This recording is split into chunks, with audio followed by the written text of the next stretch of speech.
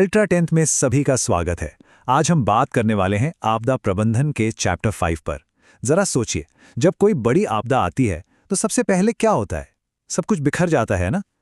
और सबसे जरूरी चीज, हमारा एक दूसरे से संपर्क, वो टूट जाता है। तो आज हम इसी के बारे में गहराई से जानेंगे और ये भी समझेंगे कि इन मुश्किल हालातों से हम निपट कैसे सकते हैं। तो आज हम क्या क्या देखने वाले हैं? सबसे पहले हम समझेंगे कि कैसे एक आपदा हमें पूरी दुनिया से काट देती है। फिर हम बात करेंगे उन टेक्नोलॉजीज की जो ऐसी मुश्किल घड़ी में हमारी लाइफलाइन बनती हैं। और आखिर में हम ये जानेंगे कि कैसे विनाश से बचकर रोकथाम की तरफ बढ़ा जा सकता है। मतलब हम सब मिलकर इन आपदाओं का सामना करने के लिए खुद को कैसे तैयार कर सकते हैं। तो चलिए शुरू करते हैं। जरा सोचिए, एक पल सब कुछ ठीक ठाक है और अगले ही पल कोई पूरी तरह से अकेला पड़ जाता है।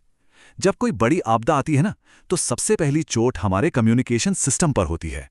हमारा संपर्क टूट जाता है और हम बाहरी दुनिया से एकदम कट जाते हैं। तो सवाल यह है कि आखिर ऐसा होता क्यों है? वो कौन सी पहली चीज है जो किसी आपदा के आते ही टूट जाती है और पूरे सिस्टम को, आप कह सकते हैं, ठप कर देती है? देखिए, होता क्या है, आपदाएं सीधा हमारे फिजिकल इंफ्रास्ट्रक्चर पर हमला करती हैं। जमीन के नीचे बिछी केबल लाइनें टूट जाती हैं, बिजली की सप्लाई बंद हो जाती है और मोबाइल टावर वो तो गिर ही जाते हैं। और इसका नतीजा ये होता है कि जो भी इलाका प्रभावित हुआ है वो बाकी दुनिया से पूरी तरह कट जाता है। इसका एक बहुत ही बड़ा और गंभीर उदाहरण है 2008 की कोसी बाढ़। इस आपदा में 16 जिले, 92 ब्लॉक और करीब 1600 गांव प्रभावित हुए थे। आप अंदाजा लगा सकते हैं, लगभग 27 लाख लोग बेघर हो गए थे और संपर्क का, मतलब कम्युनिकेशन का, हर जरिया टूट चुका था। ऐसे में सोचिए, मदद पहुंचाना कितना मुश्किल, लगभग नामुमकिन सा हो गया हो। तो सवाल उठता है कि जब सब कुछ फेल हो जाता है तब क्या? यहीं पर काम आती हैं ऑल्टरनेटिव कम्युनिकेशन सिस्टम्स। ये एक लाइफलाइन की तरह होती हैं। चलिए देखते हैं कि ये कौन सी टेक्नोलॉजीज हैं जो हमें सबसे मुश्किल हालात में भी कनेक्टेड रखती हैं। सबसे पहले और सबसे कॉमन है रेडियो कम्युनिकेशन। हाँ, वही वॉकी टॉकी वाले उपकरण जो इसी टेक्नोलॉजी पर काम करते हैं। अब ये रेडियो कम्युनिकेशन है क्या? इसे ऐसे समझिए कि ये हवा के जरिए मैसेज भेजने जैसा है, बिना किसी तार के। इसे केबल की कोई जरूरत नहीं होती। इसीलिए तो जब सब कुछ टूट फूट जाता है, ये तब भी काम करता है। अलग अलग फ्रीक्वेंसी का इस्तेमाल करके रेस्क्यू टीम्स एक दूसरे से लंबी दूरी तक बात कर पाती हैं। रेडियो कम्युनिकेशन में ही एक और खास और कह सकते हैं बहुत ही भरोसेमंद सिस्टम है, जिसे कहते हैं हैम रेडियो। अब हैम रेडियो की सबसे बड़ी खासियत पता है क्या है? ये सेल्फ सफिशिएंट है, मतलब आत्मनिर्भर। इसे काम करने के लिए ना तो मोबाइल टावर चाहिए, ना ही बिजली ग्रिड। ये अपनी ही दुनिया में काम करता है और यही चीज इसे आपदा के समय में इतना ज्यादा भरोसेमंद बनाती है। और अब आते हैं सबसे मजबूत सॉल्यूशन पर, एक ऐसी टेक्नोलॉजी जो हमें सीधा अंतरिक्ष से जोड़ती है। जी हाँ, हम बात कर रहे हैं सैटेलाइट कम्युनिकेशन की। सोचिए, जब जमीन पर सब कुछ तबाह हो गया हो तब सैटेलाइट फोन काम आते हैं। ये फोन सीधा धरती का चक्कर लगा रहे सैटेलाइट से कनेक्ट होते हैं। इसलिए बाढ़, भूकंप या तूफान, इन पर किसी चीज का कोई असर नहीं होता। और यही वजह है कि इसे आपदा के समय कम्युनिकेशन का सबसे भरोसेमंद तरीका माना जाता है। तो अभी तक हमने बात की कि आपदा के बाद क्या करना है, मतलब रिएक्शन की। लेकिन क्या हो अगर हम विनाश से पहले ही उसके असर को कम करने पर फोकस करें? चलिए अब अपनी बातचीत को रिएक्शन से प्रिवेंशन की तरफ लेकर चलते हैं। तो यहाँ एक बहुत बड़ा सवाल खड़ा होता है, क्या हम बस आपदा के आने का इंतजार करते रहें और फिर उससे निपटें, या फिर कोई ऐसा तरीका भी है जिससे हम उसके असर को पहले ही कम कर सकते हैं? और ये जो बात स्क्रीन पर है, ये इसी सोच को बहुत अच्छे से बताती है। देखिए, हम बाढ़, भूकंप या सूखे जैसी प्राकृतिक आपदाओं को रोक तो नहीं सकते, ये एक हकीकत है। लेकिन हम इन्हें अनदेखा करने की जगह इनके साथ जीना सीख सकते हैं और इनके असर को कम करने की तैयारी कर सकते हैं। और इसी को कहते हैं सह अस्तित्व या कोएग्जिस्टेंस।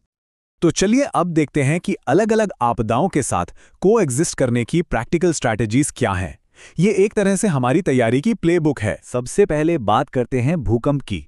इससे बचने के लिए कुछ सीधी साधी बातें हैं, जैसे बिल्डिंग्स का डिजाइन रेक्टेंगुलर और सिंपल होना चाहिए, नींव बहुत मजबूत और भूकंप रोधी हो, और सड़कें चौड़ी हों ताकि निकलने में आसानी हो। और हाँ, ये सिर्फ बड़ी इमारतों के लिए नहीं है। जब हम अपना घर भी बनाते हैं तो इन बातों का ध्यान रखने से बहुत बड़ा फर्क पड़ सकता है। अच्छा, अब सुनामी की बात करते हैं। यहाँ सारा फोकस कोस्टल सेफ्टी पर है। एक बहुत ही असरदार तरीका है तट के किनारे मैंग्रोव के घने जंगल लगाना। ये जंगल लहरों की ताकत को काफ़ी कम कर देते हैं।